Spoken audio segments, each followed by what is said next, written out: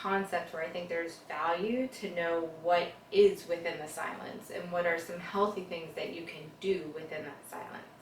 So, the three to four topics I'm going to talk to you about today is the first, you get to evaluate who you are. Sometimes when we're so busy or so driven even, or so overwhelmed just by external life commitments and activities and structures, as amazing as they might be and as valuable and as important as they might be, we can really lose that connection with ourselves. And the danger in that happening is that we can get pulled off track, and we can have to work too hard to course correct. Not that course correcting can't happen, but we can go so far off base from who we are that when we finally kind of realize that disconnection has happened, we have to go back and do so much work. So I really like to work with clients on kind of finding that moderation and that middle ground of trying to make sure that they're checking in with themselves, that they're staying connected and evaluating who they are. Is that still who they want to be? There's a whole skill set that we do to try to keep you on track with that, and so that you have kind of that navigational beaker to keep you there. But if you never find a space of silence without all the external noise, without a place of pressure, without a place of being pulled or driven or sensory overload, it is very, very difficult to even establish that.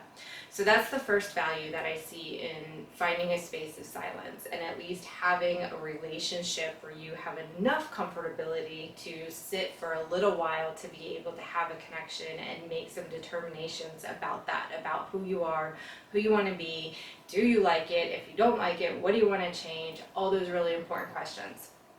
The next thing is taking stock of your present life.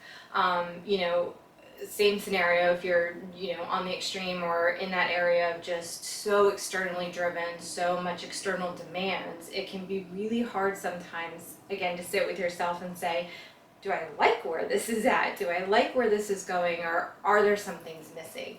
And then on the other side of the extreme, if you're so introspective and introverted into yourself and that silence is so consuming, it can be hard to take stock of life in the way of having kind of a nurtured, supportive balance, because we do need external relationships. We do need external forces to help teach us things, to help bring things about ourselves out and forward.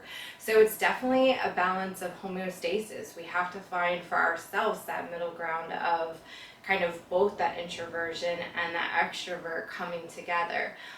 So again, that's that silence relationship. Is it too much? Is it too little? Where's the just right? Like the Goldilocks of findings. The next one is within silence, we can build a plan. So, as a coach, a lot of my philosophy is that we are our best tool. We are our best asset for knowing ourselves, our needs, our body, really any navigational, directional factor in life. Do we have all the answers? No. Sometimes it's super valuable to go out and seek an expert, to gain knowledge, to learn. But at the end of the day, there is an intuitive center that I believe that we all have that is our guiding compass. And that's what our directional kind of, roadmap needs to be built within. So building a plan is a very internal process, as well as building a relationship and a connection and the supports from the external world. So I think when we have that, again, that healthy space of silence, we can do that.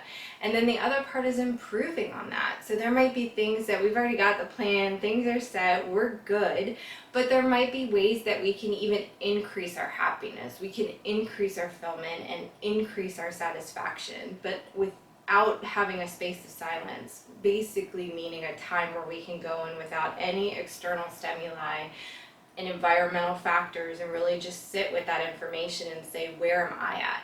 Where am I at, independent of, my family, my job, my friends, my commitments, where am I at? Doesn't mean that we just say, oh, well, that's where I'm at, well, everything else has to go. That's not what I mean by that. But without that relationship, without that check-in point, it becomes much more difficult, I believe, for us to start initiating proactive and meaningful change.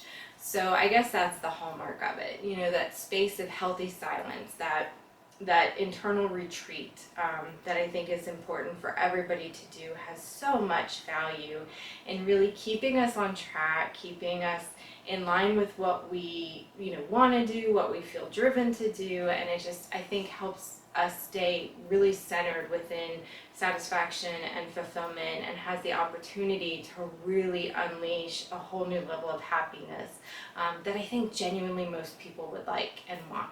So that's what I have for you today. If you found this useful, please subscribe, hit the like button. I'd love to hear comments.